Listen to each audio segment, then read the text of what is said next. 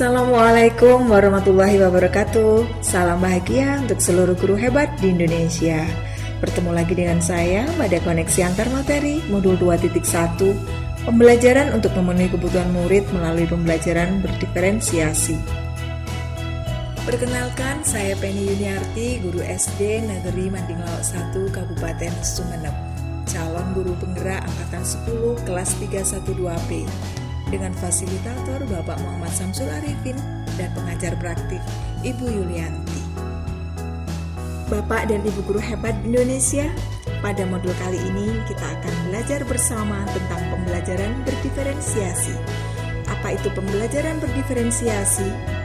Pembelajaran berdiferensiasi adalah usaha guru dalam menyesuaikan proses pembelajaran di kelas untuk memenuhi kebutuhan belajar individu murid. Pembelajaran berdiferensiasi merupakan serangkaian keputusan masuk akal, common sense yang dibuat oleh guru yang berorientasi pada kebutuhan murid. Jadi pembelajaran yang berpihak pada murid atau menghamba pada murid. Selanjutnya karakteristik pembelajaran berdiferensiasi. 1. Tujuan pembelajaran didefinisikan secara jelas. 2. Guru menanggapi kebutuhan belajar murid. 3. Menciptakan lingkungan belajar yang mengundang murid untuk belajar. 4. Manajemen kelas yang efektif. Dan 5. Guru menggunakan penilaian formatif untuk menentukan pemetaan kebutuhan murid. Berikutnya adalah strategi pembelajaran berdiferensiasi. Yang pertama adalah diferensiasi konten, yaitu berkaitan dengan apa yang diajarkan kepada murid melalui tingkatan kesiapan belajar, minat, dan profil belajar murid yang berbeda. Kedua, diferensiasi proses adalah kegiatan yang memungkinkan peserta didik berlatih dan memahami atau memaknai konten dengan cara membedakan proses yang harus dijalani murid.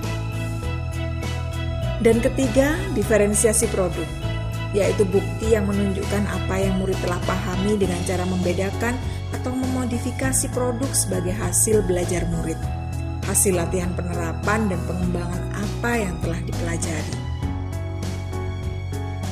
Dalam memetakan kebutuhan murid, ada 3 langkah yang harus kita laksanakan. Yang pertama adalah melihat kesiapan belajar murid. Suatu keadaan siswa sudah siap untuk melakukan aktivitas dengan penuh kesadaran untuk memperoleh hasil berupa perubahan, pengetahuan, pemahaman, keterampilan, kebiasaan, nilai, dan sikap. Kemudian untuk mengetahui minat murid, guru memberikan pilihan kepada murid untuk belajar sesuai dengan minatnya sehingga dapat meningkatkan motivasinya.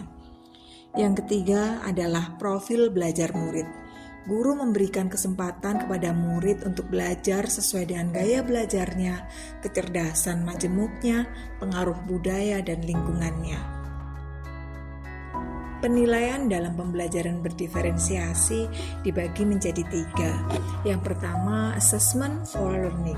Penilaian yang dilakukan selama berlangsungnya proses pembelajaran dan biasanya digunakan sebagai dasar untuk melakukan perbaikan proses belajar mengajar, berfungsi sebagai penilaian formatif. Kemudian yang kedua adalah assessment of learning. Penilaian yang dilaksanakan setelah proses pembelajaran selesai, berfungsi sebagai penilaian sumatif. Dan yang ketiga, assessment as learning.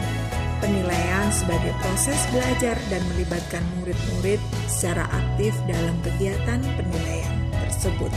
Penilaian ini juga dapat berfungsi sebagai penilaian formatif.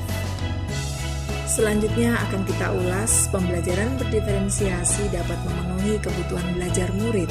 Betul, karena pada pembelajaran berdiferensiasi dilakukan analisis diagnostik tentang pemetaan kebutuhan murid sebelum guru membuat rencana pembelajaran berdiferensiasi.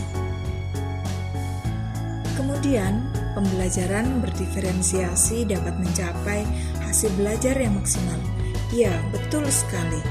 Pembelajaran berdiferensiasi berpihak pada murid, yaitu sesuai dengan kesiapan belajar murid, minat, dan profil belajar murid, sehingga murid dapat maksimal dalam belajar.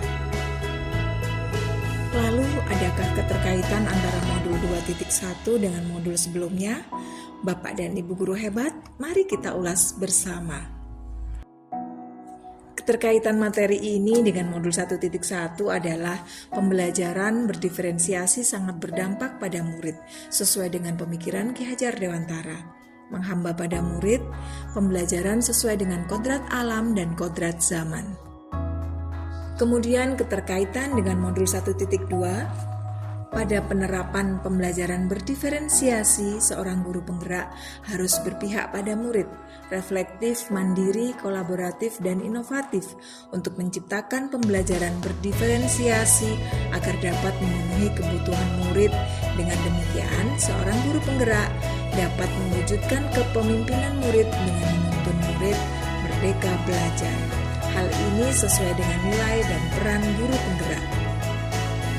Selanjutnya, keterkaitan dengan modul 1.3, pembelajaran berdiferensiasi dapat menjadi salah satu strategi untuk mewujudkan visi guru penggerak yang berpihak pada murid. Dan yang terakhir adalah keterkaitan dengan modul 1.4.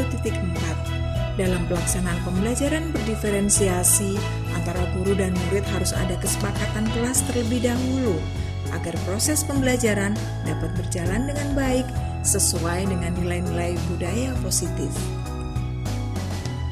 Bapak dan Ibu guru hebat Indonesia, demikian pemaparan saya pada modul 2.1. Semoga menginspirasi dan salam bahagia. Terima kasih. Wassalamualaikum warahmatullahi wabarakatuh.